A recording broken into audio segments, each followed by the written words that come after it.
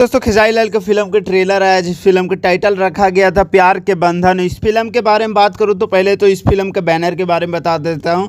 तो यसी फिल्म के तरफ से इस फिल्म को प्रोड्यूस किया गया। डायरेक्ट प्रिया नाम भूल रहा हूँ डायरेक्टर के, थोड़ा अनंजय रघुराज ने इस फिल्म को डायरेक्ट किया है। तो समझ सकते हैं अनंजय रघुराज अगर लंदन में फिल्म बना रहे हैं तो ऐसी फिल्म के बैनर के जो भी फिल्में होता है ना उस फिल्मों के ऊपर मुझे डाउट हो ही जाता है यार। हाँ, इसका विजुअल बहुत ज़बरदस्त है। इसका बड़े बड़ी गाड़ियाँ दिखाया गया है, ड्रोन इस्तेमाल किया गया है शूटिंग में और लंदन में शूटिंग किया गया है। हाँ ठीक ठाक है। प्यार के बंधन एक्शन दिखाया गया है, लंदन में थोड़ा बहुत एक्शन दिखाया गया है पहली बार। सबसे बड़ी बात यह है क्योंकि इन लोग लंदन में एक्शन करने का पता नहीं क्यों नहीं कर पाते हैं।